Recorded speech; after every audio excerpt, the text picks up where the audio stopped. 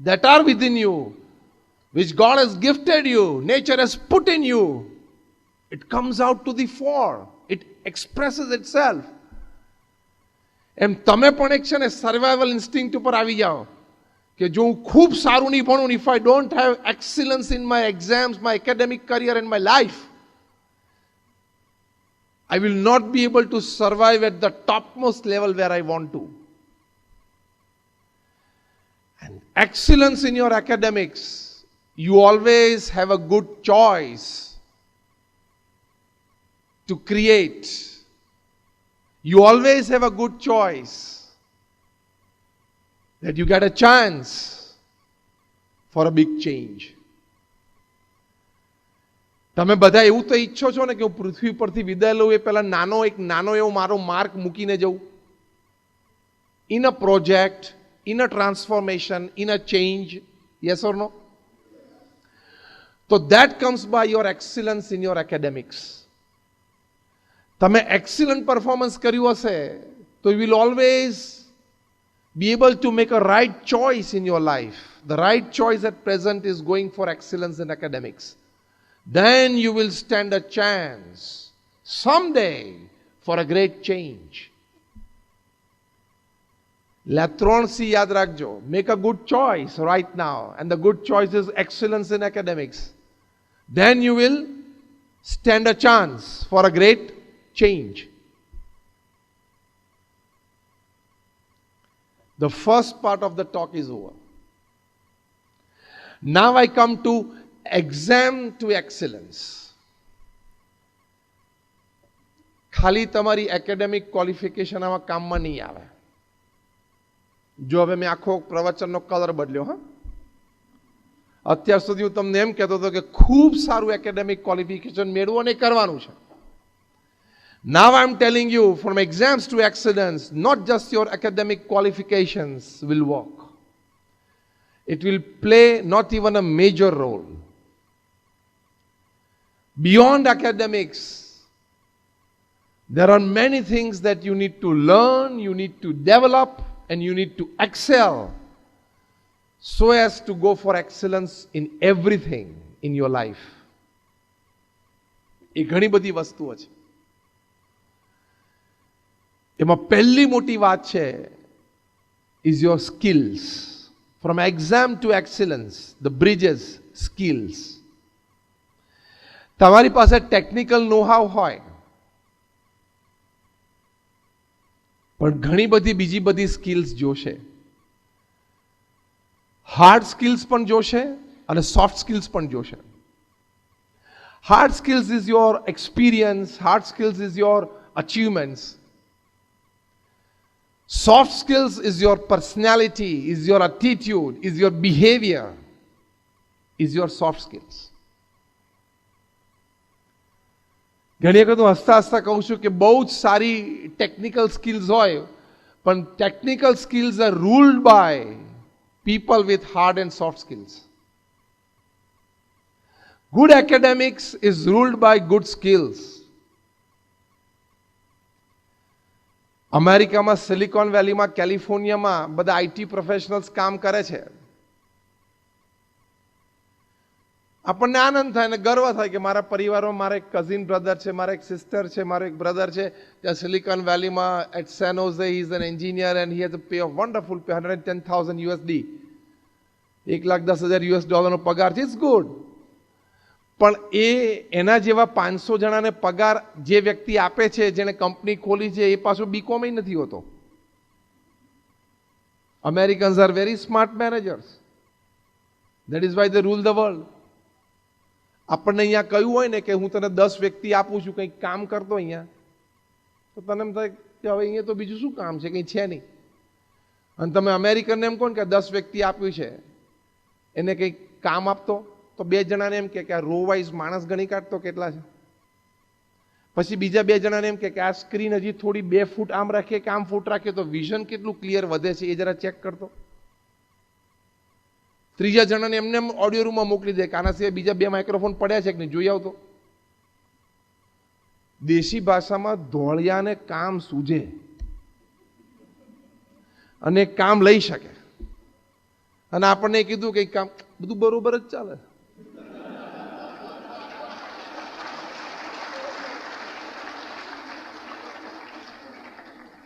પછી એક્સિલન્સ ક્યાંથી આવે?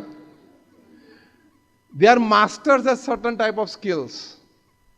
પ્રમુખ સ્વામી મહારાજ જે બીએપીએસ સંપ્રદાયમાં આ સંસ્થાના જે સંસ્થામાંથી હું આવું છું એના સર્વે 65 વર્ષ સુધી he was the president. He had very less formal education.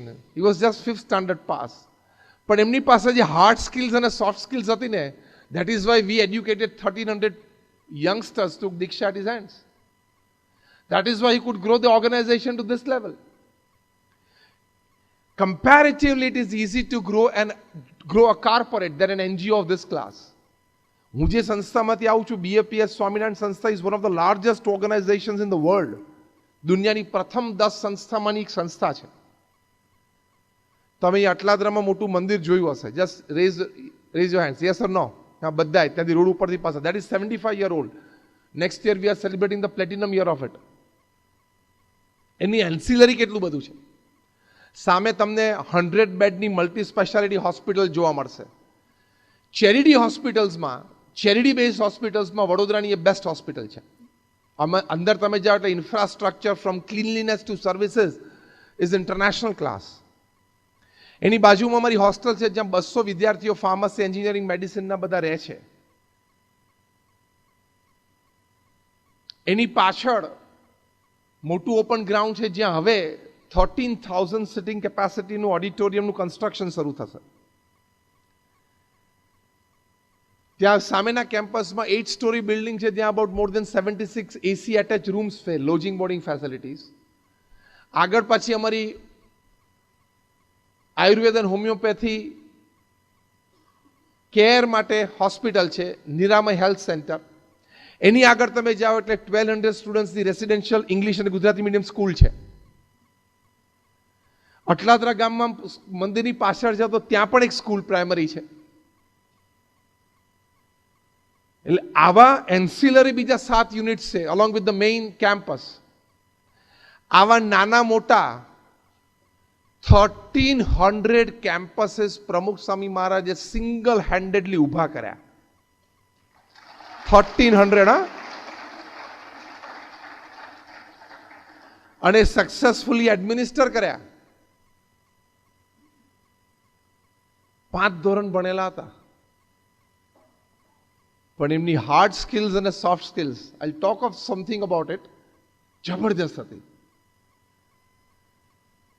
More then 70 hospitals, hostel, schools અને કોલેજીસ એકલા હાથે એમણે ઊભી કરી અને સફળ સંચાલન કર્યું. It's not a joke. It's not an easy attempt.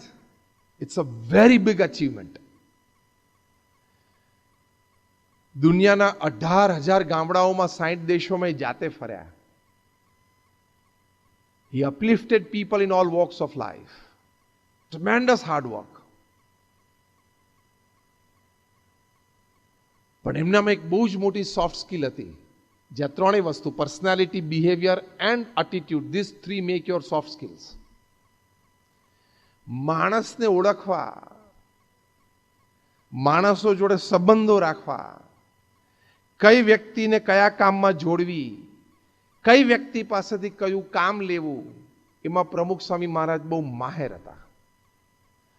Above your technical and academic qualifications that you have already excelled in and you need to excel, you will need these soft skills for your excellence from your academic careers on the course ahead. The exams to excellence ma, the first important bridge is your skills. મેં કહ્યું એમ silicon વેલીમાં બધા પગાર આપનારા જે છે બધા બહુ સામાન્ય ભણેલા છે, પણ એ લોકોને ભણેલા વ્યક્તિઓનો ઉપયોગ કરતા સારી રીતે આવડે છે. હું હસતા હસતા ઘણી વખત વાત કરું છું કે 12મા ધોરણમાં 90% આવે ને એ એન્જિનિયરિંગ અને મેડિસિનમાં જાય અને એન્જિનિયર અને ડોક્ટર બને. 15% ઓછા આવે ને એટલે કે 75% આવે ને એ કોમર્સ ફિલ્ડમાં જાય, કંપની ખોલે અને આ બંને જણાને નોકરીએ રાખે.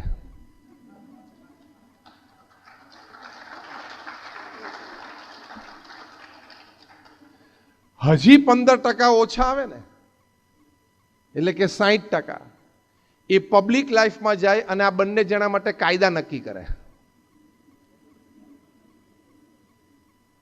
અને છેલ્લે હસતા હસતા કહું છું, it's just a joke, a casual light moment. હજી 15% ઓછા આવે ને 45% અંડરવર્લ્ડમાં જાય ને આ ત્રણેયને કંટ્રોલ કરે.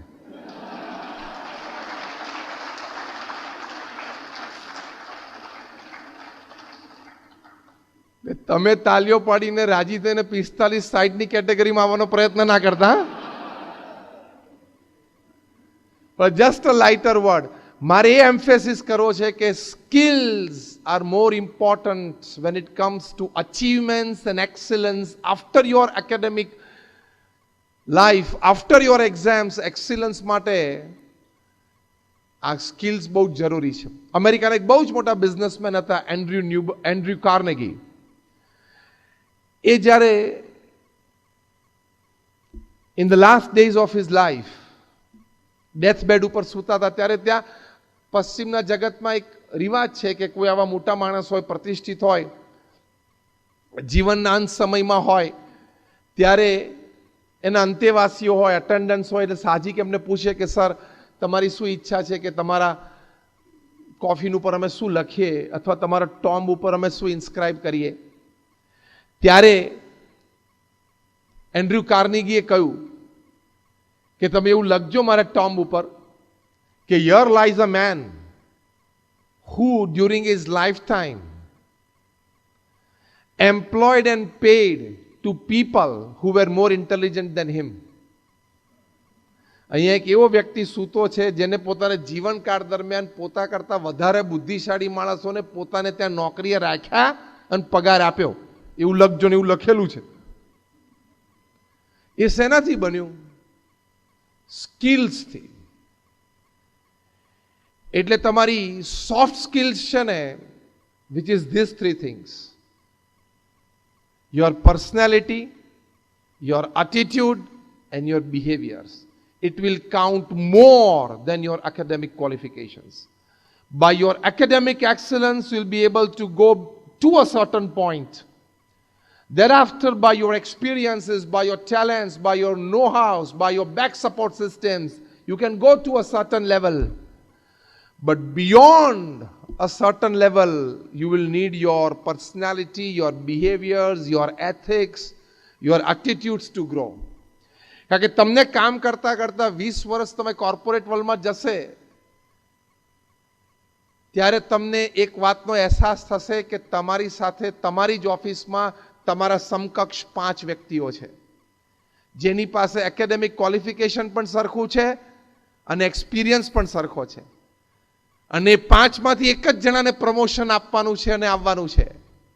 એ 5માંથી એકને જ આપવું એ ટોપ મેનેજમેન્ટ કેવી રીતે કન્સિડર કરશે જ્યારે બધાનું એકેડેમિક ક્વોલિફિકેશન, બધાનો એક્સપિરિયન્સ અને બધાનું પરફોર્મન્સ પણ સરખું છે? તો પછી એ 5માંથી કોણ આગળ જશે? તમારા એટીટ્યુડ્સ, બિહેવિયર્સ, એથિક્સ અને પર્સનાલિટી, એટલે તમારી સ્કિલ્સથી તમે આગળ જશો. આ તમને અત્યારે હું જે કહું છું એ અનુભવ નથી તમને, એટલે તમને એક સાહજિક લાગશે. પણ after 20 years you will come to know that this was absolutely right. હું તો જોઉં છું ઘણા બધા નેશનલ ઇન્ટરનેશનલ કોન્ફરન્સીસ, સેમિનાર્સમાં for talks. I meet n number of professionals from different fields, n number of corporates from different fields. I've learned this from them. કે હકીકત છે. એટલે તમારી સોફ્ટ સ્કિલ્સ ડેવલપ કરજો. હવે શું છે હું તમને ટૂંકમાં સમજાવું એટલે તમને એક્ઝેક્ટ પ્રેક્ટિકલ પિક્ચર તૈયાર થાય. First is your skill with people, the most important aspect of life. How you handle work, આ સ્ટેટમેન્ટ હું બહુ બોલ્ડલી મૂકું છું. How you handle work is secondary to how you handle people. આ લઈને જજો, આમ હૃદય ઉપર કોતરીને જજો. How you handle people at your work place in your social circles, in your family, counts more in your excellence in life than how you handle your work. That doesn't mean that you don't handle your work with excellence. એ તો કરવાનું જ છે, પણ બંનેનું જ્યારે percentage આવે ને, this counts out more. How you handle people. એની માટે તમારે જે વ્યક્તિઓ સાથે રાત દિવસનો નાતો છે, કામનો અથવા સંબંધોનો, એવી જે 15-25 વ્યક્તિઓ તમારા લાઈફમાં છે ને, એને ફૂલ્લી એક્સેપ્ટ કરીને ચાલવાનું, એને 100% એક્સેપ્ટન્સ આપવાનું લાઈફમાં. તમારા મોબાઈલમાં તો 200-500 નંબર હશે, 1000-2000 હશે, ઇટ્સ ઓકે. સંબંધો છે, સંબંધ છે, ઓળખાણો છે, ઇટ્સ ફાઇન. પણ એમાંથી 15-25 વ્યક્તિઓ નક્કી કરી રાખો કે આ 15-25 વ્યક્તિઓ મને મારા જીવનમાં મારે જોઈએ, for my growth, for my progress, for my success. તો એ 15-25 વ્યક્તિઓ સાથે પછી કોઈ દિવસ આપણા તરફથી કોઈ પણ તકલીફ સંબંધોમાં કે કામમાં ન થવી જોઈએ. એના તરફથી થાય તો પણ આપણે મોટું મન રાખીને ચલાવી લેવાની. That is the first important aspect of the soft skill in your pursuit for excellence after your academics, after your exams. પ્રમુખ સ્વામી મહારાજ 1984માં યુરોપમાં હતા. ડૉક્ટર શાહને ત્યાં પ્રમુખ સ્વામી મહારાજનો નિવાસ હતો.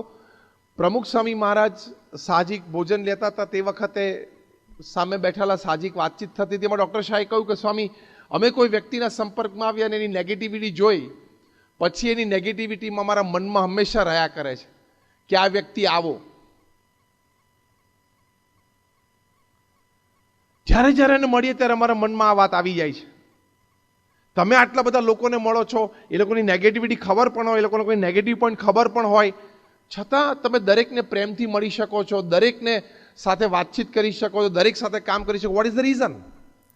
પ્રમુખ સ્વામી મહારાજ એક સરસ સોફ્ટ સ્કિલ શીખવાડી, જેના દ્વારા એ જીવનમાં આટલા સફળ રહ્યા.